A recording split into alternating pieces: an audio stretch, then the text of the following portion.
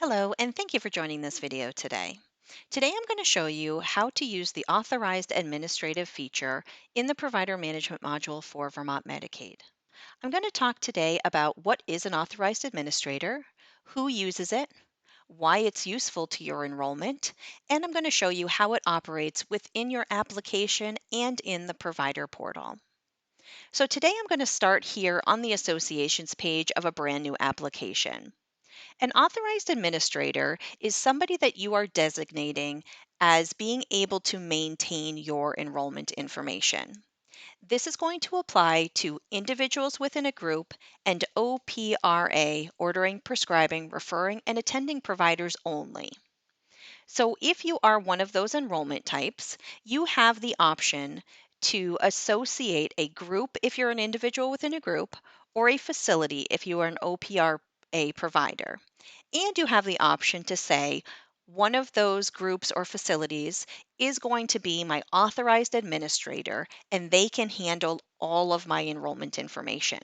That means they can make updates to my account, and they are the ones that I want to receive notification when it comes time for things like revalidation. You may have multiple associations on your enrollment record, but you can only designate one authorized administrator. And I want to be clear that it is optional. It is not a requirement. You do not need to designate any authorized administrator if you don't choose to do so. So the first thing I want to show you is how do you assign an authorized administrator? And I'm going to show you this first through a new application. So this is a new application for an individual within a group provider. And as you know, for an individual within a group enrollment, you are required to associate at least one group before you're able to move on with your application. If you are an OPRA provider, it is not the same requirement. You do not need to associate any facility. However, if you want to designate an authorized administrator, you're going to need to associate at least one to do so. So to begin, I'm first going to hit Create New in the Associations page. This will bring up a new window for me to create this association. And you'll notice right off the bat, the first thing that is presented is a checkbox for authorized administrator. This is where you're going to designate a service location within your group that you want to be able to maintain your information if you choose to do so. Again, I just need to reiterate that it's optional. You don't need to check this box. So if you just want to make your associations and not designate an authorized administrator, you're just going to go through the information and fill it out. I do want to designate an authorized administrator today, so I'm going to check this box. And then I'm going to enter in the provider location ID, which is the 14-digit service location ID of the association I want to make. I can also do this by MPI. If you look it up by MPI and that MPI has more than one service location associated to it, you'll be presented with a menu and you'll be able to select the certain associations. After I enter in the location ID or MPI, I'm going to click on Search. Just as a reminder, whoever you're trying to associate must already be actively enrolled in the Vermont Medicaid network in order to do so. It's going to pull over the information from this group's enrollment, and it will be presented here at the bottom. I'm simply going to click on Save, and this will save my entry as an association. You'll see my entry here down at the bottom, and you'll see that I have designated this association as my authorized administrator. I can now hit Create New and associate other service locations if I have more than one that is applicable, but I am designating that this certain service location, this group, is my authorized administrator. So they are going to be able to see my information upon approval within their portal account. It will automatically be sent to them. When I'm ready to save this page, meaning I've added all of the associations necessary, I'm going to click Save and Continue. If you have designated an authorized administrator, you're going to get this red box that pops up. It's going to say that this authorized administrator is allowed to enter portal registration details. What that means is that upon approval of your application, This provider is going to be able to see your individual enrollment information because you have just authorized them to do so. If you don't want that to happen at this point, you're going to click no and it's going to come back here and you want to uncheck that. But if this is truly what you want to do, you're going to click on yes and it's going to move on to the next page of your application. After you've hit save on the associations page, the rest of this application is going to operate as usual until you get to the last page, which is the agreement submit page. So I fast forwarded to that last page and I want to show you what's different here. You're going to fill out the information as normal and you're going to proceed through the terms of agreement for Vermont Medicaid and accept all of the terms and provisions. The difference is going to be right under the general provider agreement section. Normally on any other application type, if you haven't chosen authorized administrator, you will be presented with portal registration details. And that's asking us, who do we send an invitation code upon approval of your application in order to access and register for the provider portal to get into your enrollment information. If you have designated an authorized administrator, in its place, you're going to see this question that says, you have selected an authorized administrator, and that authorized administrator now has the authority to maintain your information in the portal. It's going to say, do you also want to register for the provider portal? Meaning, do you as an individual provider also want to have a provider portal account to go in, see your information, and make changes as needed? You may right off the bat say to yourself, well, that's not needed because my authorized administrator is going to be able to make all the changes that are needed. The only piece of information, though, that your authorized administrator is not going to be able to change, update, remove is your designation of an authorized administrator themselves. The only account that can make changes to your authorized administrator is your own provider portal account.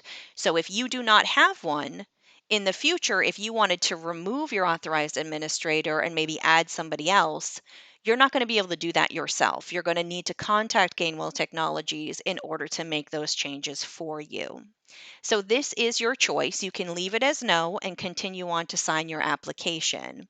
Or you can change it to yes, and you can fill out the portal registration details, and you can receive your own invitation to register. That way, you will have your account.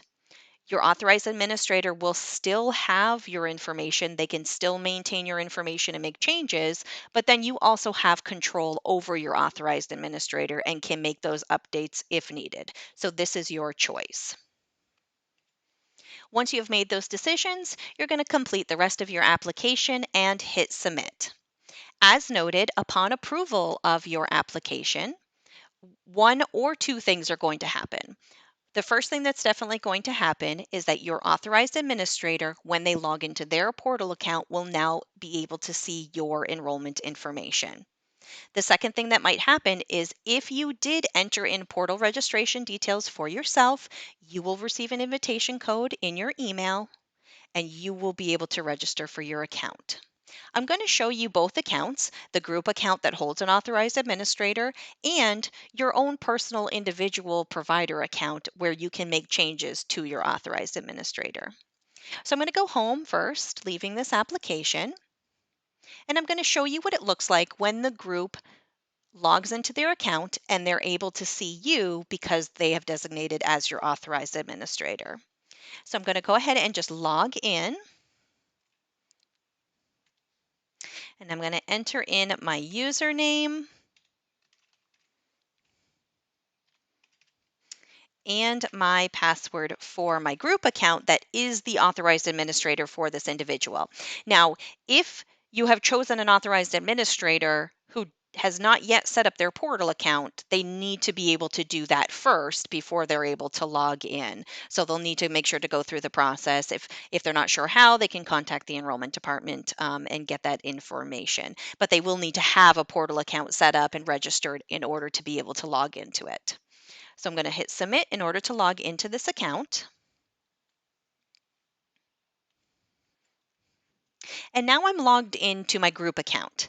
And if I was to go to maintenance now and go to manage my information, this would be the group's information. However, because I am an authorized administrator and I do have individual providers under me, I have this little box here that says, do you want to manage the affiliations associated to your group or facility? And if I choose yes here, I'm going to be listed with the providers that are under my account. And I can see Rebecca Rivers right here. I'm going to select her and I'm going to hit submit. So you can find the provider that you're looking for. And now you're going to see at the top here that I am the authorized administrator for Rebecca Rivers.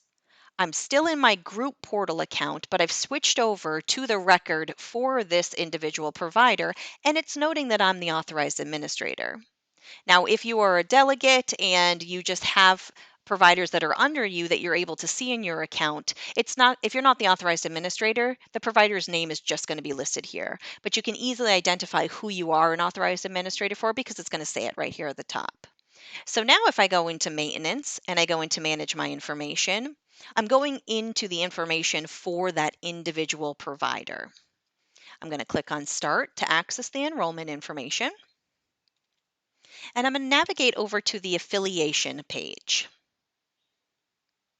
And now you can see that I am listed here as the authorized administrator for this individual provider. It will show you here under associated providers, the authorized administrator. That's going to be you as the group logging in. It will say, here's Rivers Test Group 01. I am the authorized administrator. Now, what you will notice here is that I cannot make changes to this information. And that's because, as I noted earlier on, the only person that can make changes to their authorized administrator is the individual provider themselves.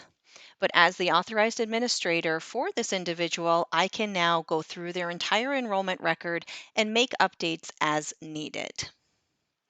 Now, to show you what it looks like on the individual provider side in order to make changes, I'm going to log out of this account and I'm now going to log in to the individual provider's account.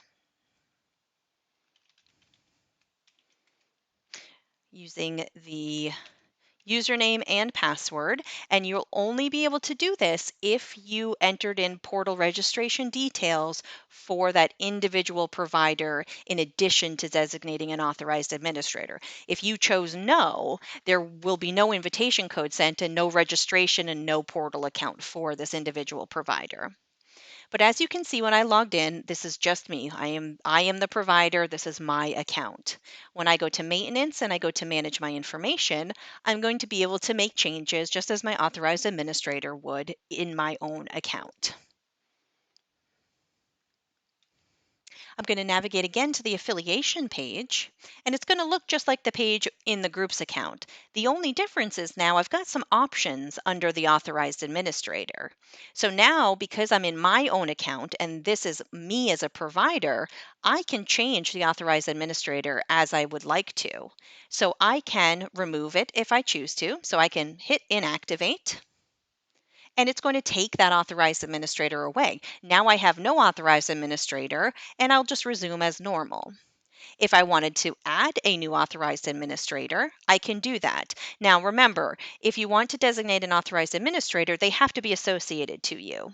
So I just took off this authorized administrator. If I wanted to designate somebody else, I'm going to first need to hit create new and associate them to my account. But if you've got them already associated, you can simply add them as your authorized administrator. I'm going to show you what it looks like to add. I'm going to re-add this service location ID as my authorized administrator. I'm simply going to click in this line item here, and I'm going to enter in that service location ID. And then I'm going to hit search. Now it says the authorized administrator was located and selected. That doesn't mean that they're already on my account though. I'm going to click save. And you're going to notice what happens is you get this green bar saying, we have submitted your request. When you are adding or making changes to your authorized administrator, it has to go process through Gainwell in order to validate. It's going to give you a transaction ID, which is located right here, and you'll be able to track that request by going to the request tracking section of your enrollment record. When I click on that section, you're going to see down below, here's that transaction ID it just gave me, told me when I made the request and what the status of that request is. Currently, it's in process. It just went into the queue for Gainwell Technologies and it's waiting to be processed. Upon approval, it's simply going to change to approved, just like this one down below. If for some reason we're not able to approve your request and maybe we have to decline it, we're going to write a comment and that comment will show here. So you're going to want to check back here to check the status of your request.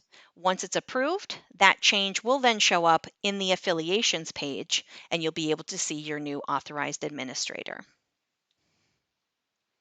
As noted earlier on, if you don't have a provider portal account and you are the individual provider and you want to make changes to your authorized administrator, you're not going to be able to do it yourself like I just showed you. You would need to navigate to the vtmedicaid.com website, go into provider enrollment, go into provider enrollment and data maintenance forms, navigate down to the general request form in order to be able to submit to make updates. I hope that you found this information valuable today. Thank you for joining this video. And as always, if you have any questions regarding the authorized administrative feature or any other questions regarding your enrollment, please visit our website, www.vtmedicaid.com. Thank you and have a great day.